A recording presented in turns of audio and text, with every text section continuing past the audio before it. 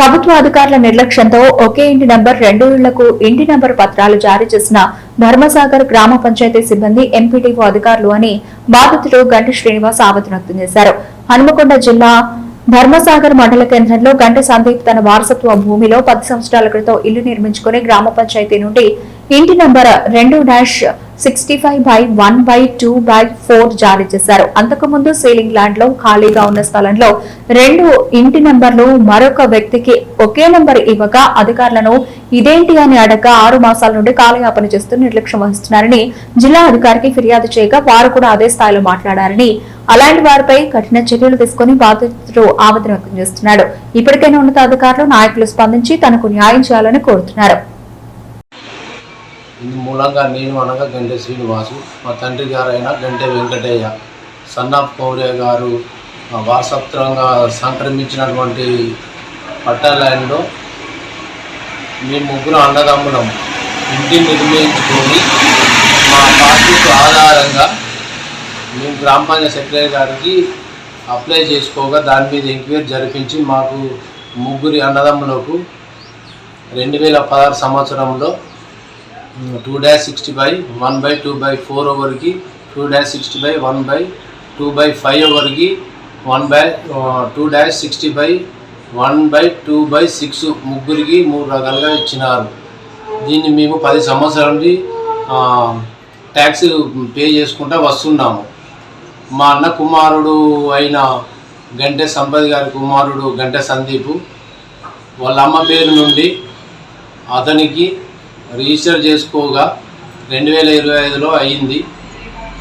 దాని క్రమంలో కొన్ని ఫైనాన్షియల్ కారణాల వల్ల లోన్ తీసుకుందామని బ్యాంకుకి వెళ్ళాగా అక్కడ బయటపడ్డ విషయం ఏమిటంటే ఇదే ఇంటి నంబర్ మీద 2 వ్యక్తులు ఉన్నట్టు ఈసీలో బయటపడింది.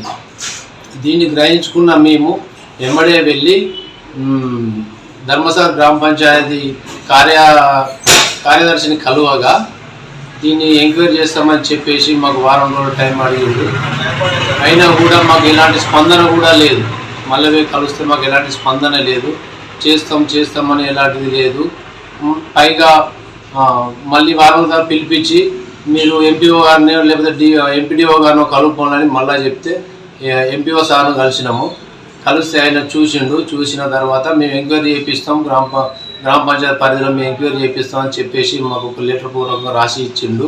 మళ్ళీ వారం రోజుల తర్వాత మళ్ళీ కలిసినాం సార్ని. మళ్ళీ కలిస్తే ఎంపీడీఓ గారిని కలవమని చెప్పిండు.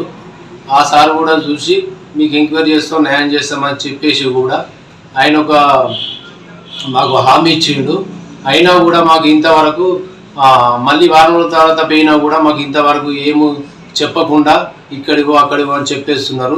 ఈ క్రమంలోనే మేము సబ్ రిజిస్టర్ గారిని కలవమని చెప్పగా మేము సబ్ రిజిస్టర్ కార్యాలయం భీమదేవరపల్లికి 20 కిలోమీటర్ల డిస్టెన్స్ ఉన్న భీమదేవరపల్లి వెళ్ళడం జరిగింది. అక్కడ మేము సార్ గారిని ఇట్లా మాకు ఒకటే ఇంటి నంబర్ 2 ఈసీలో వస్తున్నాయి, అక్కడ గ్రామ సెక్రటరీ గారు మరియు ఎంపీడీఓ గారు అంటున్నారు ఏమంటే ఇది సబ్ రిజిస్టర్ కార్యాలయంలో జరిగిన తప్పు కాబట్టి అది అక్కడనే తెలుసుకోమని అడిగితే మేము మీ దగ్గరకు వచ్చినాం సార్ అంటే మా దగ్గర అలాంటి అవకతవకలు ఏమి ఉండవు, అది మీ గ్రామ పంచాయతీ నుంచి అన్ని నోటీస్ తీసుకొస్తేనే మీకు రిజిస్ట్రేషన్ చేస్తాము, అంతకుమించి మాకు ఇక్కడ ఏం తెలియదు అని అంటే మేము మళ్ళీ వచ్చేసి ఎంపీడీఓ గారిని కలవగా ఆయన కూడా ఏం పట్టించుకోలేదు. ఇదే క్రమంలో ఇదే సందర్భంలో గ్రామ పంచాయతీని డిఎల్పిఓ గంగాభవాని గారు సందర్శించిన టైంలో మేము వెళ్ళి ఆమెను కలవడం జరిగింది. మాకు ఈ అన్యాయం మీద మేము చెప్పడం జరిగితే నేను పెద్ద పై ఆఫీసర్ను నన్ను మీరు ఎట్లా అడుగుతారు ఇది అని మమ్మల్ని దురుసుగా మాట్లాడడం జరిగింది. మీరు ఇంకోసారి మీరు ఈ విషయం మీద గ్రామ పంచాయతీ రావద్దు, అది ఎప్పుడో సబ్ రిజిస్టర్ కార్యాలయం జరిగిన తప్పుకు మేమేం చేయాలని ఆమె మా మీద ఫైర్ అయిపోయింది. గ్రామ పంచాయతీ రావద్దంటూ మమ్మల్ని బెదిరించడం జరిగింది. ఈ క్రమంలో మేము మళ్ళీ ఏం చేసినాము, ఇట్లా జరిగిందని కలెక్టర్ గారిని కలవడం జరిగింది. కలెక్టర్ గారు డిపిఓ గారు కలవాలని చెప్పినారు. డిపిఓ గారిని కలిస్తే ఇది మాకు సంబంధం లేదు, ఇది సబ్ రిజిస్టర్లో జరిగిన తప్పు కాబట్టి మేము ఏం చేయలేము ఆయన కూడా అన్నాడు.